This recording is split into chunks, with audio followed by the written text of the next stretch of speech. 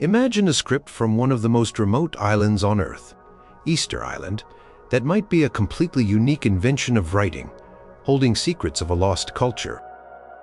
Picture thousands of beautifully carved seals from ancient cities in Pakistan and India, larger than those in Egypt or Mesopotamia, all covered in symbols no one can decipher today. Consider that a powerful African kingdom, a contemporary and rival to the Romans, left behind hundreds of inscriptions in a script we can sound out, but whose words remain largely a mystery. What tales could they tell if we only understood their tongue? Number 11. Sidetic. The whispers of a lost Anatolian port. Picture the bustling, ancient port city of Side, nestled on the Mediterranean coast of modern-day Turkey. Around the 5th to 3rd centuries BCE, this was a vibrant hub, a place where Anatolian locals mingled with Greek settlers and Persian administrators.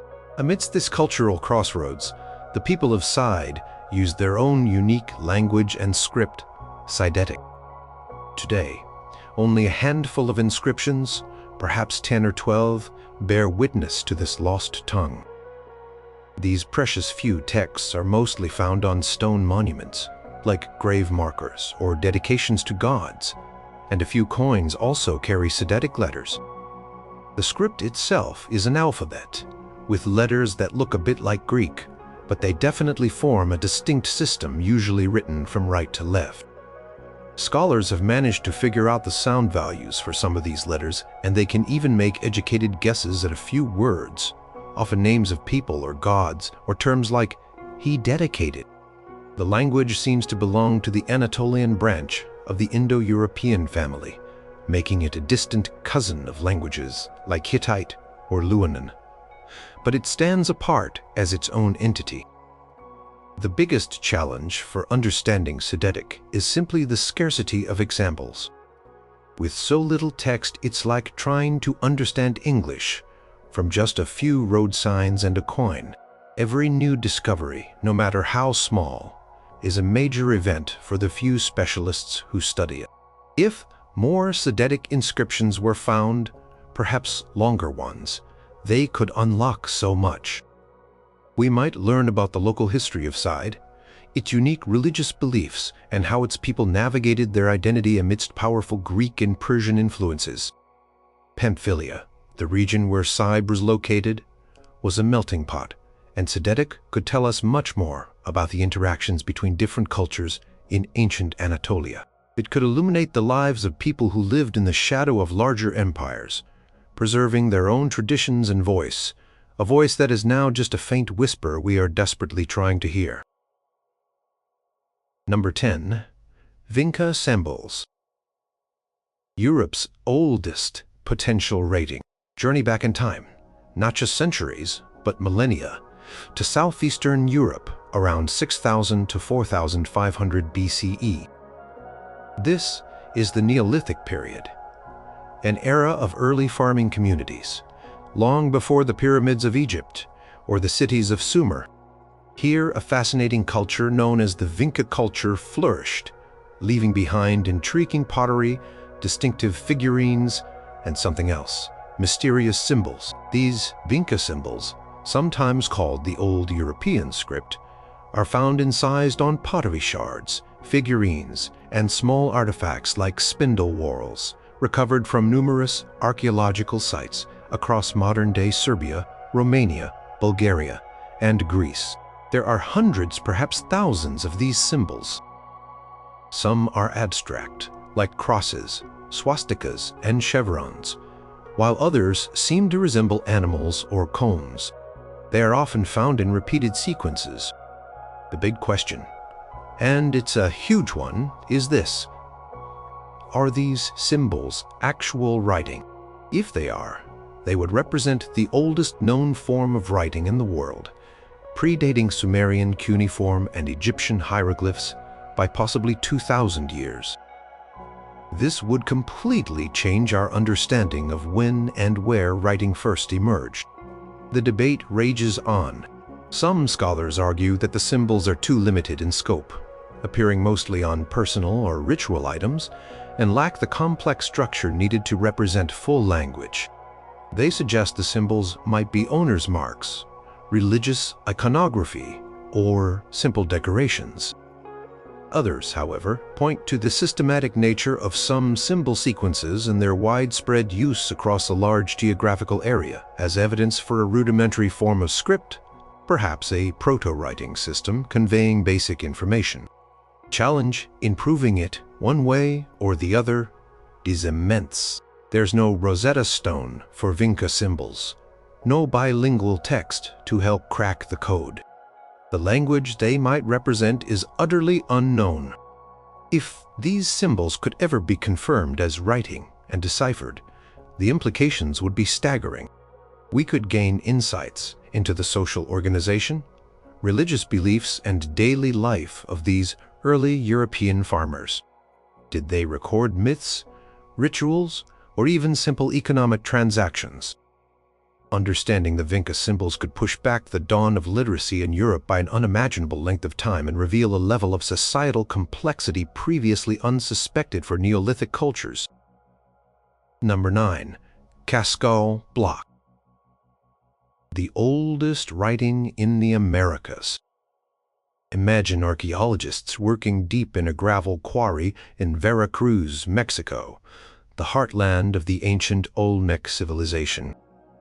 In the late 1990s, road builders unearthed a stone block roughly the size of a legal pad, covered in strange carved symbols. This bapid, now known as the Cascajal Block, didn't come to widespread scholarly attention until 2006, but when it did, it caused a sensation. The block features 62 incised glyphs or signs, some of which are repeated. Some symbols look like plants, such as an ear of corn or insects, or perhaps tools. What makes it so electrifying is its potential age, based on other pottery shards and clay figurines found with it. Some archaeologists date the Cascajal Block to around 900 BCE. If this dating is correct, and if the symbols are indeed a form of writing, it would make this the oldest known script in the New World, pushing back the timeline for literacy in Mesoamerica by several centuries. The Olmecs are often considered the mother culture of later Mesoamerican civilizations like the Maya and the Aztecs, and evidence of an Olmec writing system this early would be a monumental discovery. However, the Cascajal Block is not without its controversies. Some scholars have raised questions about its authenticity or its context, as it wasn't discovered in a sealed primary archaeological deposit by trained excavators. Others point out that the script is unique, with no other known examples that directly match its symbols, or their arrangement in horizontal lines, unlike later Mesoamerican scripts that are typically vertical or in blocks. The small amount of text also makes it incredibly difficult to analyze or attempt decipherment. If the Cascajal Block is genuine and represents a true writing system, what could it tell us? Even without full decipherment, its existence would confirm that the Olmecs possessed a level of sophisticated communication earlier than previously thought. The symbols themselves, if ever understood, might offer glimpses into early Olmec religious beliefs, rituals, or perhaps the names of rulers or important places. It could be a list, a proclamation, or a sacred text. Unlocking its secrets, or even just confirming its status as writing, would profoundly alter our understanding of the very beginnings of civilization and literacy in the Americas, revealing a deeper intellectual heritage for one of the world's most enigmatic ancient cultures. Number 8. Isthmian Script. Decoding the heirs of the Olmecs. In the narrow land bridge of the Isthmus of Tehuantepec in southern Mexico, a culture known as the Epi-Olmec, or after the Olmecs, flourished from around 300 BCE to 250 CE. They inherited traditions from the earlier Olmec civilization, but also developed their own distinct characteristics, including a sophisticated writing system now called the Isthmian, or Epi-Olmec script. This script is one of the earliest known writing systems in Mesoamerica, featuring beautifully incised glyphs that often appear in long columns. Only a handful of texts in the Isthmian Script are known to exist, but some of them are quite substantial. The most famous is the Lamojara Stela, a large stone monument discovered in a river in 1986. It contains over 400 glyphs arranged in 21 columns alongside a portrait of a ruler. Another key bop is the Tuxtla statuette, a small greenstone figure of a duck-billed person with Isthmian glyphs carved on its body. These texts appear to be historical and calendrical, recording dates from the Mesoamerican long count calendar, similar to the system later used by the Maya.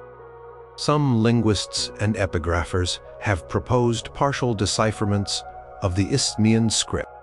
They suggest it represents an early form of a language from the Mixi-Zoquian family, a group of languages still spoken in the region today. By comparing the glyphs to known Mixi-Zoquian vocabulary and grammatical structures, and by analyzing the calendrical information, they have offered interpretations of some passages, suggesting they recount the deeds of rulers, dynastic events, or astronomical observations. However, the decipherment is not universally accepted, and many aspects of the script remain debated. The small number of available texts makes it difficult to cross-reference and confirm readings.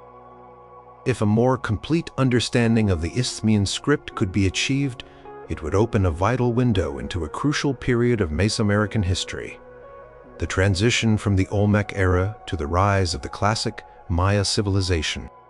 These texts could provide detailed accounts of political alliances, religious practices, warfare, and the lives of rulers whose names are currently unknown.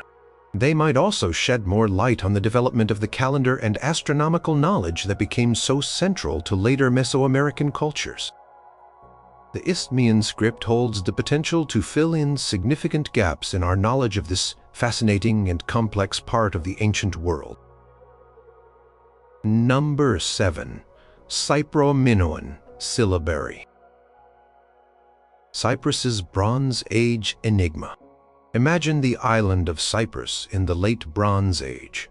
From about 1550 to 1050 BCE, it was a bustling center of trade, rich in copper, and a crucial crossroads connecting the Aegean world of Crete and Mycenaean Greece with the powerful empires of the Near East, like Egypt and the Hittites. During this prosperous period, the people of Cyprus used a distinctive script known as the Cypro-Minoan syllabary.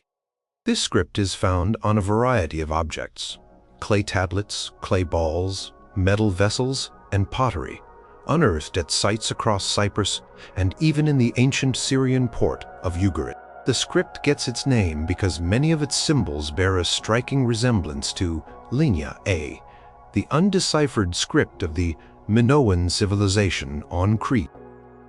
This similarity strongly suggests a connection, perhaps, that Cypro-Minoan was derived from Linia A or a related script. It's a syllabic script, meaning each symbol generally represents a consonant-vowel combination, like ka, po, or tu. Scholars have identified around 80 to 90 distinct signs in the Cypro-Minoan system. Despite decades of study, the Cypro-Minoan syllabary remains largely undeciphered. One of the main challenges is that the underlying language, or possibly languages as some scholars think the script was used for more than one, is unknown. Is it related to Greek, like the later Cypriot syllabary that was deciphered? Is it a Semitic language from the Near East, given Cyprus's trade links? Or is it a completely unknown, indigenous Cypriot language, without a bilingual inscription, like a Rosetta Stone, or a clear link to a known language family? Decipherment is incredibly difficult. Furthermore, the corpus of texts is relatively small and often consists of short inscriptions. Clay tablets, which might contain more extensive information, are often fragmentary. If the Cypro-Minoan syllabary could be cracked, it would be a massive breakthrough. Could reveal the language spoken by the Bronze Age, Cypriots, shedding light on their ethnic and cultural identity. The texts might contain administrative records detailing the island's crucial copper trade, religious texts illuminating their beliefs and rituals, or perhaps even letters and diplomatic correspondence exchanged with neighboring powers. Understanding this script would unlock a vital chapter in the history of the Eastern Mediterranean, revealing Cyprus's own voice from a dynamic and interconnected ancient world. Number 6. Rongorongo. Easter Island's silent storytellers. Journey to Rapa Nui, or Easter Island, one of the most isolated inhabited places on Earth, famous for its colossal stone statues called moai. Sometime before European contact in the 18th century, the Rapa Nui people developed a unique and enigmatic script known as Rongorongo. This script consists of stylized glyphs representing humans, animals, plants, celestial objects, and geometric shapes, meticulously carved in rows on wooden tablets or other objects. The direction of reading is unusual. You read a line from left to right, then turn the tablet 180 degrees to read the next line, the system called reverse bostraphiton. Only about 24 objects bearing Rongorongo inscriptions survive today, scattered in museums around the world. Tragically, by the late 19th century, no islanders remained who could definitively read the script. Disease, slave raids, and cultural upheaval had decimated the population and broken the chain of knowledge. This means that Rongorongo is a true orphan script with no living tradition to help unlock its secrets. The origins of Rongorongo are a profound mystery. Was it an independent invention of writing, one of only a few such instances in human history? Or was it inspired by contact with outsiders, perhaps even the Spanish explorers who briefly visited in 1770? Though the Rabaners sign a treaty, though the Rapa Nui signatures on that document do not resemble Rongorongo. If it predates European contact, its independent development on such a remote island would be an extraordinary testament to human ingenuity. Numerous attempts have been made to decipher Rongorongo, linking it to various languages or symbol systems, but none have achieved widespread acceptance. The small number of texts, the unknown underlying language, and the lack of any bilingual key make the task incredibly daunting. Some scholars believe the texts might contain chants, proverbs, genealogies, myths, or astronomical information related to the island's agricultural and ritual calendar. If Rongorongo could ever be deciphered, it would provide an unparalleled window into the worldview, history, and intellectual achievements of the Rapa Nui people before their culture was so tragically disrupted. It would allow the silent moai to, in a sense, speak, sharing the stories and wisdom of their creators from across the centuries. Number 5. Proto-Elamite. Iran's ancient unread ledger. Travel to ancient Iran, specifically the region of Elam in the southwestern part of the country, around 3100 to 2900 BCE. This was a time of emerging cities and early states, contemporary with the rise of Mesopotamian civilization to the west. During this period, a script known as Proto-Elamite appeared, making it one of the oldest undeciphered writing systems in the world, roughly co-occurring with the earliest stages of Sumerian cuneiform. Thousands of Proto-Elamite clay tablets have been unearthed, primarily from the site of Susa, a major ancient city. The script itself is visually distinct, consists of a mixture of numerical signs and around 100 to 200 abstract symbols or logograms, signs representing whole words or concepts, and possibly some syllabic signs representing sounds. Unlike early cuneiform, which was often impressed into clay with a wedge-shaped stylus, Proto-Elamite signs were often incised with a pointed stylus, giving them a more linear appearance. Many of the tablets appear to be administrative or economic in nature, recording quantities of goods, livestock, land, or labor. We can often understand the numbers and sometimes guess what is being counted due to pictographic clues or the context of the tablet. but the specific details and the language itself remain elusive. One of the major hurdles in deciphering Proto-Elamite is that it seems to have been used for a relatively short period, perhaps only a couple of centuries, before disappearing. It was later followed by Lignea Elamite, another largely undeciphered script, though some progress is being made, and then by a cuneiform script adapted to write the Elamite language, which is understood. However, the relationship between Proto-Elamite and the later Elamite language is not entirely clear, though it's a strong candidate. Elamite itself is a language isolate, meaning it has no known living relatives, which further complicates attempts to understand its earlier forms. Proto-Elamite could be deciphered. It would offer an incredible glimpse into the functioning of one of the world's earliest urban societies. These tablets could reveal details about the economy, social structure, and administration of early Elam. We might learn about trade networks, agricultural practices, labor organization, and the names and titles of officials. It could also shed light on the very origins of writing. Was Proto-Elamite an independent invention, or was it inspired by contact with Mesopotamia? And if so, how was it adapted? Unlocking Proto-Elamite would not only give voice to the early Elamites, but also deepen our understanding of how complex societies and writing systems first developed.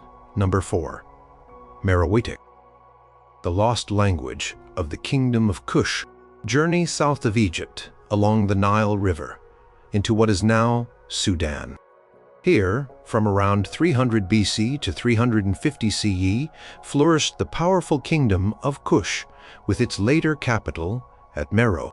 Kushites were contemporaries of Ptolemaic Egypt and the Roman Empire, and they developed a vibrant, sophisticated civilization with impressive pyramids, temples, and art. They also developed their own unique writing system, Meroitic, to record their language. Hundreds of Meroitic inscriptions have been found on temple walls, stelae, stone slabs, statues, offering tables, and pottery. The Meroitic script comes in two forms: a hieroglyphic form, derived from Egyptian hieroglyphs but used for distinct Meroitic sounds, found mainly on monumental carvings, and a more common cursive form, used for everyday writing. Thanks to the pioneering work of British Egyptologist Francis Llewellyn-Griffith in the early 20th century, who used funerary texts with repeating formulas and bilingual names, like Egyptian deities also worshipped in Kush, the Meroitic script itself has been largely deciphered. This means we can sound out the words written in Meroitic. We know the phonetic values of its 23 signs. Here's the catch. While we can read Meroitic words, we don't understand what most of them mean. The Meroitic language itself remains largely unknown. It doesn't seem to be related to ancient Egyptian, nor to the Semitic or Indo-European language families. Some scholars have tried to link it to modern languages spoken in Sudan and surrounding regions, part of the Nilo-Saharan or Afro-Asiatic language phyla, but no connection has been definitively proven. We can understand names of people, places, and gods, and some basic words like son, daughter, mother, and water, often from their context in funerary inscriptions, X, son of Y, born of Z, but the meaning of most verbs, adjectives, and nouns, and the grammar of the language are still a mystery. If the Meroitic language could be truly understood, it would be like finding a key to a lost library. We could finally read the historical records of the Kushite kings and queens, learn about their military campaigns, their diplomacy with Rome and Egypt, and their internal governance. We could understand their religious beliefs and rituals in their own words, beyond what we can infer from archaeology. Funerary texts might reveal more about their views on the afterlife and their social structures. The decipherment of Meroitic would unlock the voice of a major African civilization, allowing it to tell its own story and significantly enriching our understanding of ancient African history and its place in the wider ancient world. Number 3. Etruscan. The mysterious language of pre-Roman Italy. step into ancient Italy, before the rise of Rome to dominance. From roughly the 8th century BC to the 1st century CE, a sophisticated and influential civilization known as the Etruscans thrived in the region of Etruria, modern Tuscany. The Etruscans were renowned for their art, their metalworking, their seafaring skills, and their unique religious practices. They also had their own language, Etruscan, written in an alphabet derived from Greek. Because we know the Greek alphabet, we can actually read Etruscan inscriptions. That is, we can pronounce the words fairly accurately. Problem is, with a few exceptions, we don't know what most of these words mean. Etruscan is a language isolate, meaning it has no known living relatives and doesn't seem to be related to the Indo-European languages, like Latin or Greek, that surrounded it. This makes it incredibly difficult to understand its vocabulary and grammar. There are over 13,000 known Etruscan inscriptions, but the vast majority are very short, consisting mainly of names on tombs, like Lars, son of Velia, or dedications on mirrors and pottery. These have given us a vocabulary of a few hundred words, including personal names, family relationships, titles, and some religious terms. However, longer texts are extremely rare. The most significant is the Liber Linnaeus Zagrabiensis, Linen Book of Zagreb, a manuscript written on linen cloth that was later cut into strips and used to wrap an Egyptian mummy. It contains around 1,200 words of legible text, making it by far the longest Etruscan document. Scholars believe it might be a ritual calendar or religious text, but its full meaning is still debated. Other longer but still limited inscriptions include the Pyrgi tablets, bilingual gold plaques with a Phoenician translation, which was a huge help for understanding some basic phrases, and the Tabula Cortinensis, a bronze tablet detailing a land transaction. If we could fully understand Etruscan, it would revolutionize our knowledge of early Italian history and the Mediterranean world. Who were the Etruscans? Where did they originally come from? This was a question even ancient Greek historians debated. Their own texts could finally answer these questions. We could learn so much more about their complex religion, their social structure, their legal systems, and their interactions with other cultures, like the Greeks, Phoenicians, and early Romans. The Etruscans were a major influence on Roman civilization, providing them with everything from architectural techniques to divination practices and the alphabet itself. Understanding Etruscan would not just illuminate their own fascinating culture, but also cast new light on the very foundations of Rome. Number 2. Linean A, the unread script of Minoan Crete. Travel back to the Bronze Age, to the magnificent island of Crete, home to the Minoan civilization, which flourished from approximately 2700 to 1450 BCE. The Minoans were known for their stunning palaces like Knossos and Phaistos, their vibrant frescoes, their sophisticated pottery, and their maritime prowess. They also had a writing system, or rather two main ones. The earlier script is a hieroglyphic system still undeciphered. This evolved into a cursive script known as Linear A, used from about 1800 to 1450 BC. Thousands of Linear A inscriptions have been found, mostly on clay tablets, but also on stone offering, vessels, seals, and pottery. Linear A is a syllabic script, meaning its signs generally represent syllables, like K, te, ro. It also includes some logograms, or signs representing whole words or commodities, and numeral signs. Many of these signs bear a resemblance to those in Linear B, a later script used on Crete and mainland Greece. To write an early form of Greek, Linear B was famously deciphered by Michael Ventris in the 1950s, a monumental achievement. Because many Linear B signs have known sound values, Scholars can apply these to similar-looking Linear A signs and read some Linear A inscriptions. However, when they do this, the resulting words do not appear to be Greek. The underlying language of Linear A, often called Minoan, remains unknown and undeciphered. It doesn't seem to match any known language family, though various proposals have been made linking it to Anatolian languages, like Luen, Semitic languages, Indo-Iranian, or even a hypothetical pre-Indo-European Mediterranean language group. None of these theories has gained widespread acceptance. The vast majority of Linear A tablets appear to be administrative records from the Minoan palaces, listing agricultural products like olive oil, wine, grain, and figs, as well as livestock and personnel. We can often understand the commodities and quantities due to the logograms and numeral system, which are somewhat understood. But the accompanying text, which might describe transactions, officials, places, or purposes, is mostly a blank. What if these tablets contain more than just dry accounts? Are there religious formulas hidden within? Names of Minoan kings and queens. References to their overseas trade. If Linear A in the Minoan language could be deciphered, it would be like opening a direct line to the heart of this brilliant and enigmatic civilization.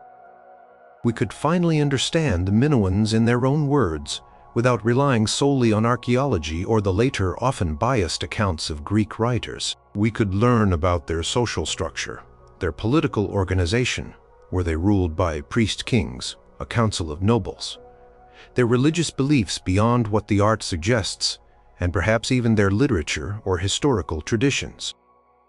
It would fill a huge void in our understanding of the Aegean Bronze Age and the foundations of European civilization. Number 1.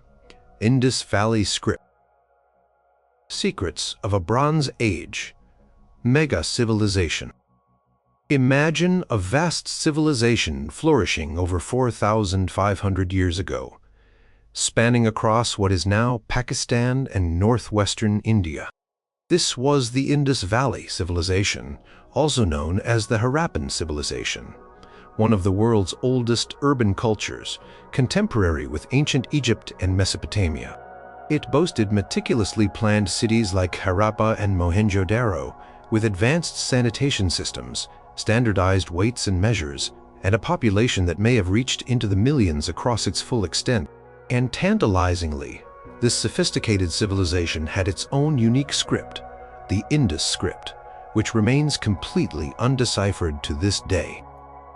Around 4,000 to 6,000 Indus script inscriptions have been discovered, though most are very short. They are typically found on small, square steatite, soapstone, seals often beautifully carved with animal motifs like bulls, unicorns, elephants, and rhinoceroses, alongside a line of symbols. Inscriptions also appear on pottery, bronze tools, ivory rods, and small tablets. The script consists of several hundred distinct signs, some abstract and geometric, others more pictographic, resembling fish, birds, or people.